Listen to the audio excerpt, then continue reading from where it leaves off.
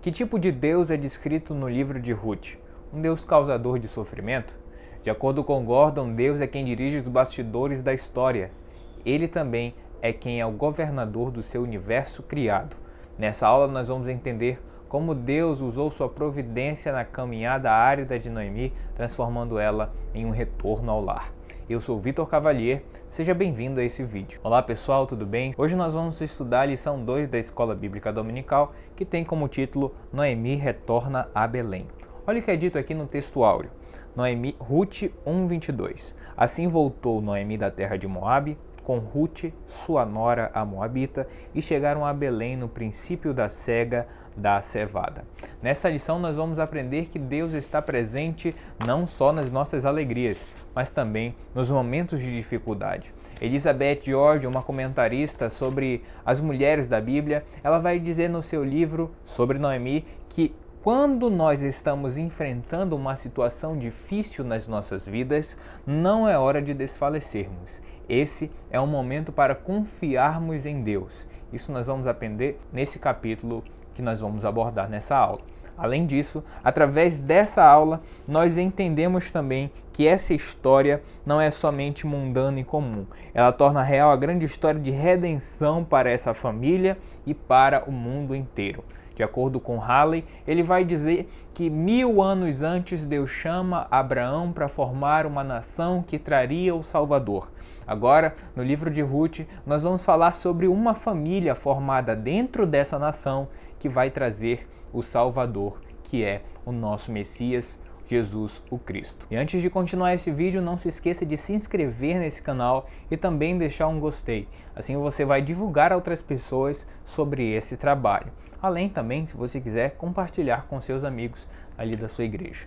Então vamos para o ponto 1, que é personagens principais. Lembrando, o próprio autor vai falar aqui, a autora, vai falar que os nomes são significativos. Se você quer saber quem é uma pessoa, como é a vida dela, a gente pode observar através dos seus nomes. Isso fazia parte da cultura daquele povo naquela época. Então olha o ponto 1, Noemi. Olha o que é dito aqui em Ruth 1:20. Porém, ela lhe dizia: não me chameis Noemi, chamai-me Mara, porque grande amargura me tem dado. Lembrando, as comentaristas dessa lição vão falar que Noemi significa amável, encantadora, agradável, ao passo que Mara significa amargura. Ela diz: não me chame mais Noemi, agora me chame de Mara. Olha o que é dito aqui. Quando Noemi volta de Moabe com sua nora Ruth, entristecida pelas experiências amargas que ela cria ter recebido da mão do Senhor. Mas espera aí, olha o que Jim Swagger vai falar sobre essa expressão de Noemi naquele momento. Não me chames mais Noemi, agora me chame Mara. Ele vai falar que essa declaração não foi correta. Isso porque o Senhor não tinha tratado Noemi com amargura, enquanto ela mesma se colocou naquela posição. O Senhor tinha permitido o mal entrar na vida dela como resultado da conduta e da escolha daquela família de ter se distanciado da presença dele.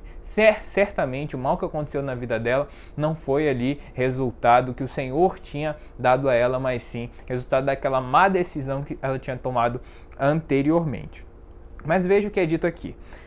Ela sabe que a vida de uma viúva estrangeira em Israel é muito difícil, então compele suas noras a ficarem. Orfa concorda, Ruth não. O capítulo termina com Noemi propondo mudar seu nome para Mara, e significa amargura.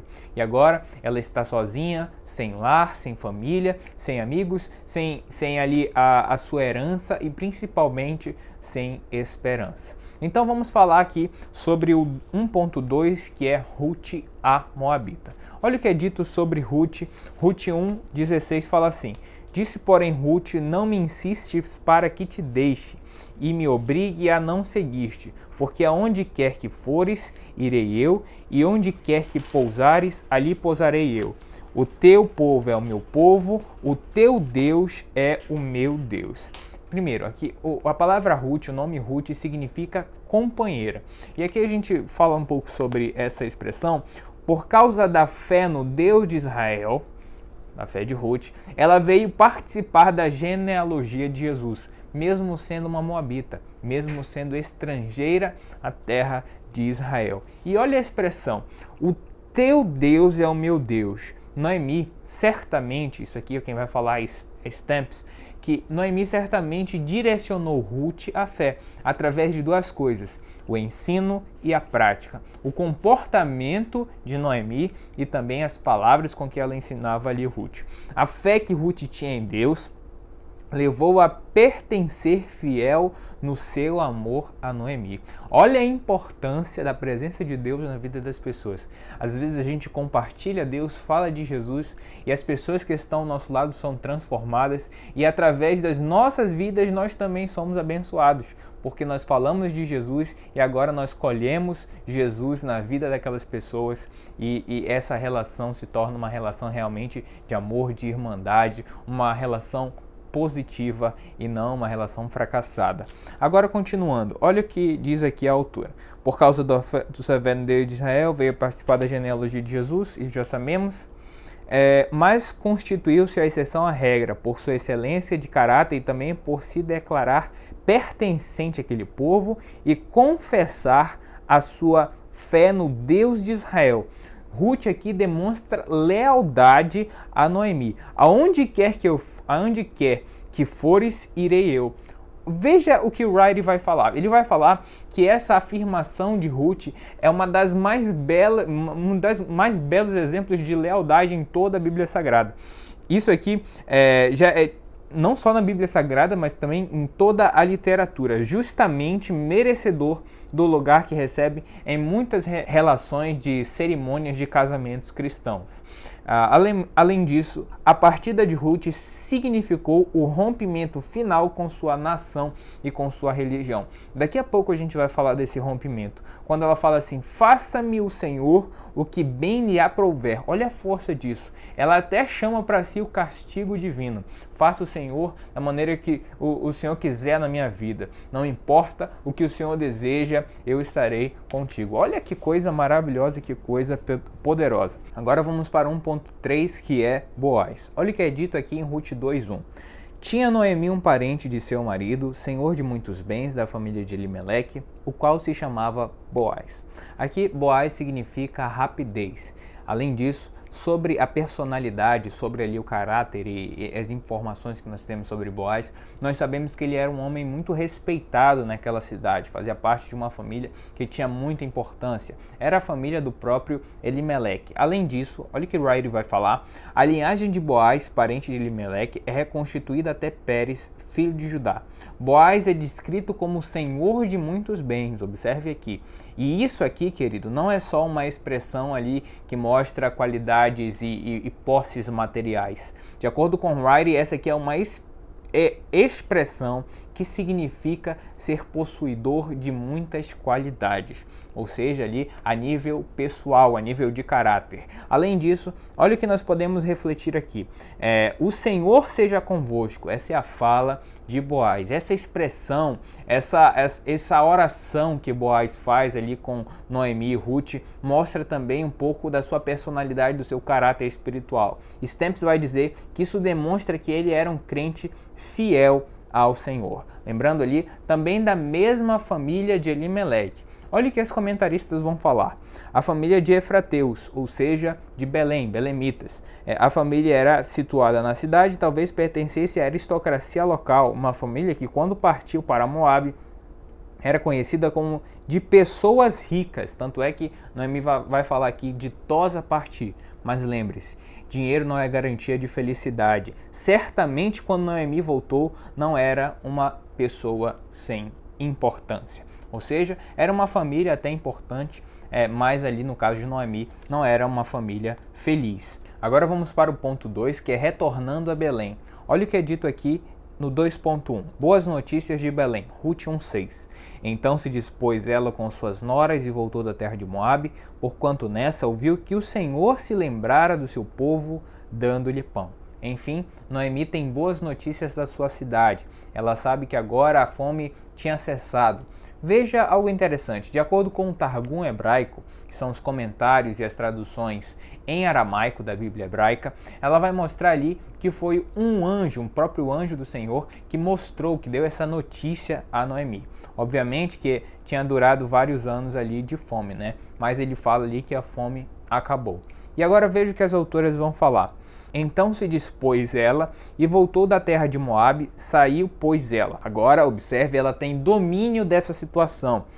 Ela, com suas forças renovadas, faz o caminho de volta para Belém, que é a casa do pão. E sobre esse caminho de volta, a autora George vai destacar algo interessante. Ela vai dizer que quando estamos enfrentando uma situação difícil nas nossas vidas, não é o momento de sucumbir, não é o momento de parar, não é o momento de afundar. Quando estamos enfrentando essas situações difíceis nas nossas vidas, é hora de confiar em Deus. Através de Ruth e de Noemi, nós aprendemos algo importante. Noemi, uma mulher que amava a Deus, começou a aprender a confiar mais nele. Muitas vezes as pessoas acreditam em Deus, muitas vezes as pessoas até amam a Deus, mas não confiam nele como protetor, como alguém que pode sustentar a vida e realmente cuidar em todos os momentos da vida. Através das dificuldades, Noemi aprende uma lição com o Senhor. E veja algo importante, Noemi não tinha previsto tais acontecimentos em sua vida,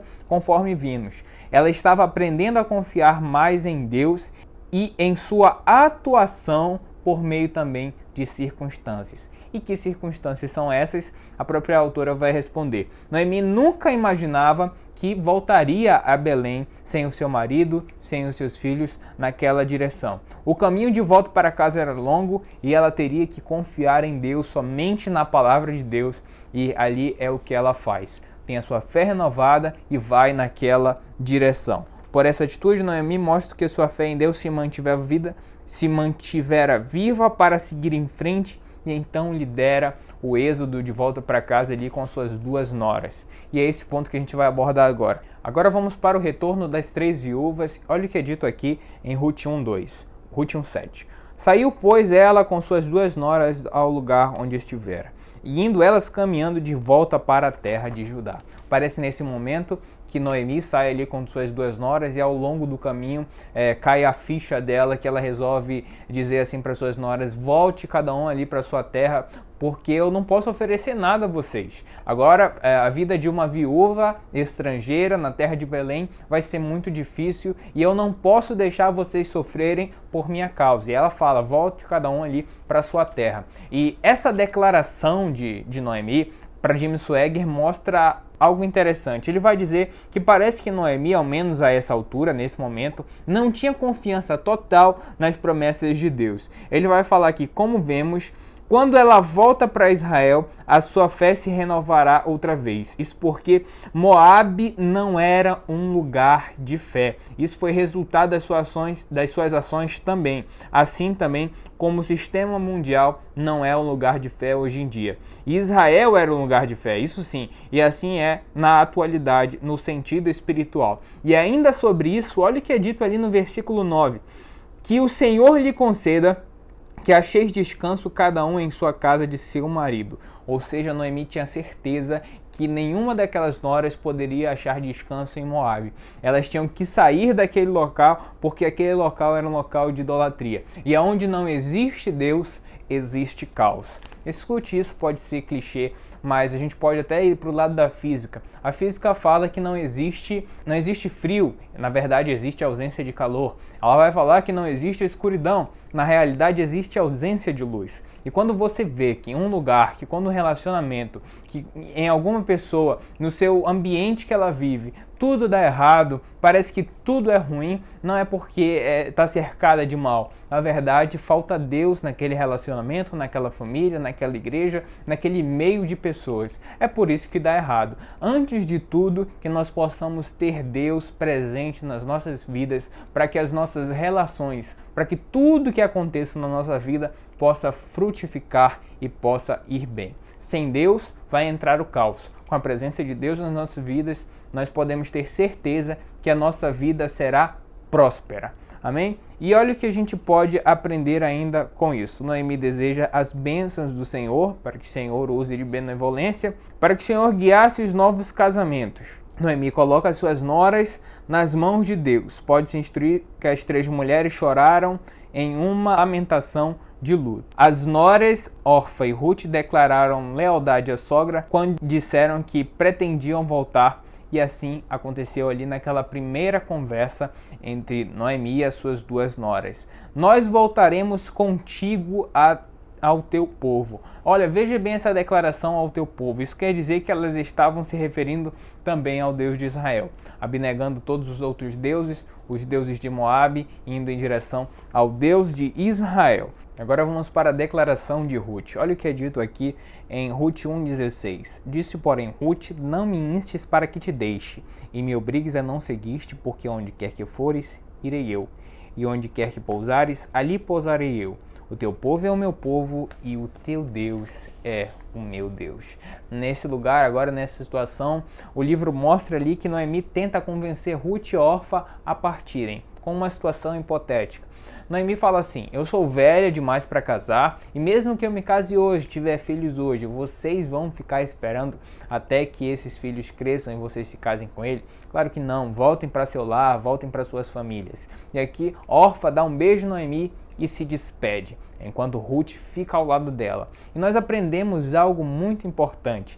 Esse livro de Ruth, olha o que Stamps fala, destaca a devoção e o amor abnegados que existe entre Noemi e Ruth.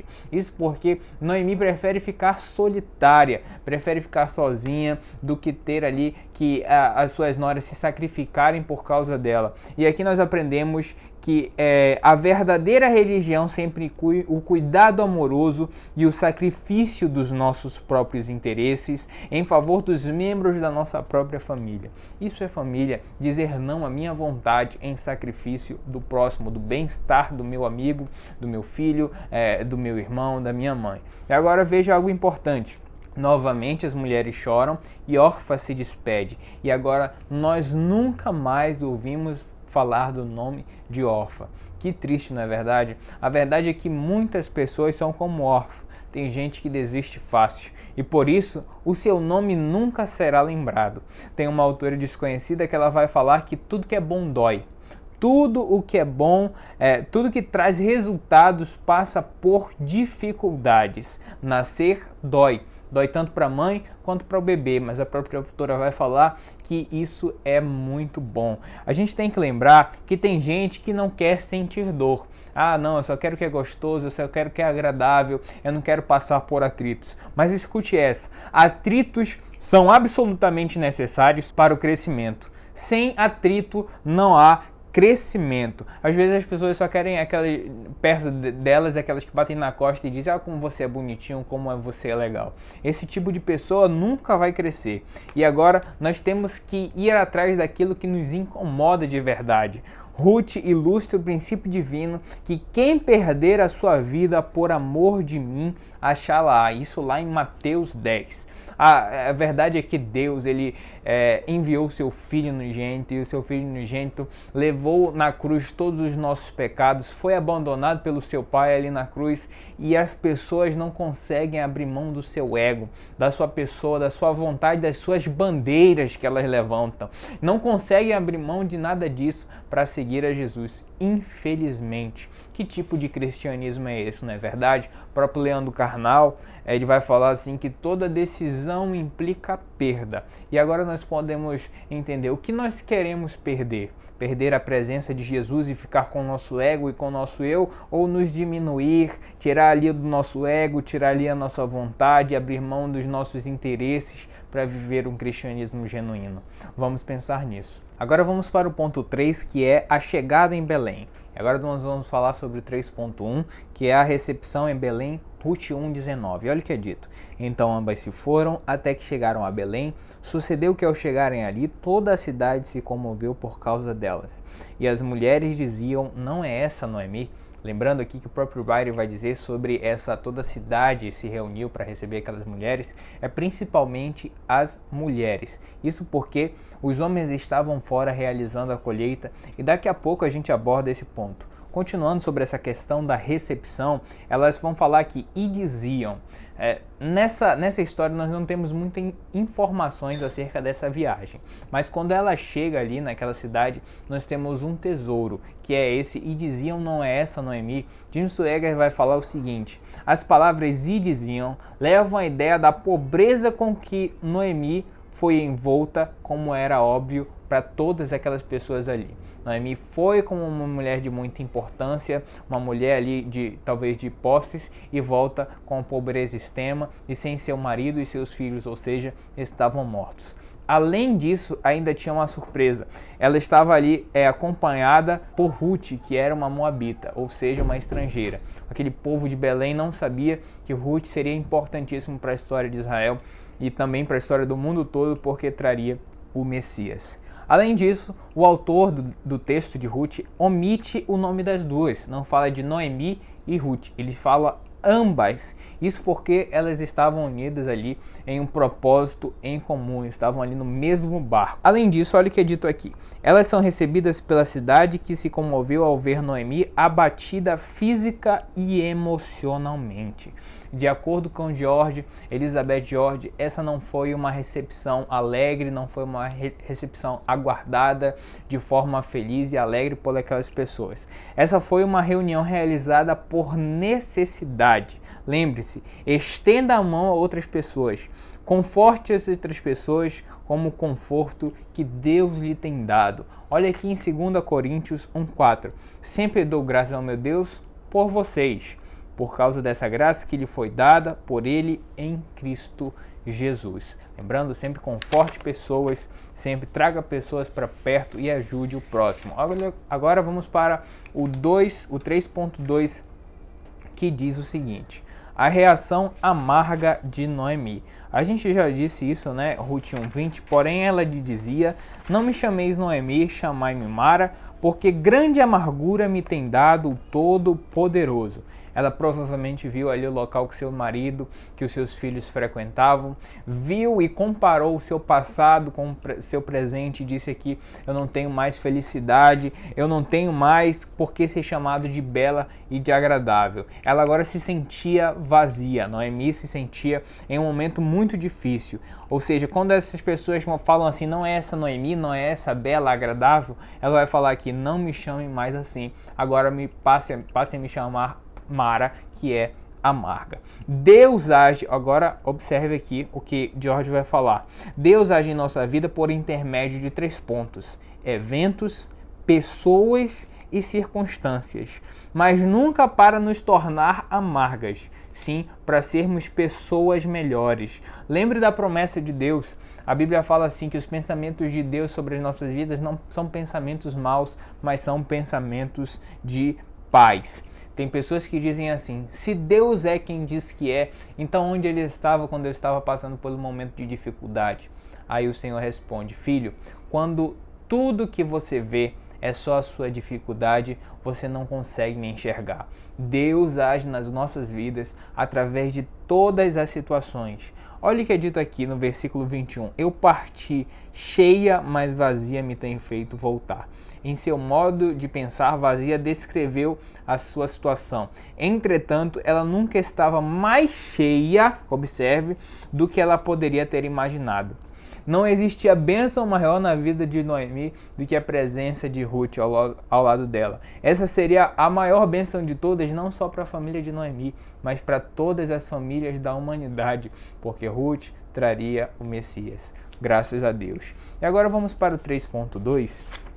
Olha o que é dito aqui no 3.2. Época 3.3. Olha o que é dito aqui. Época de colheita. Ruth 1:22 fala: assim voltou Noemi da terra de Moabe com Ruth, sua nora, a Moabita, e chegaram a Belém no princípio da cega da cevada. E aqui, para demarcar o tempo, o autor utiliza o termo no princípio da cega da cevada.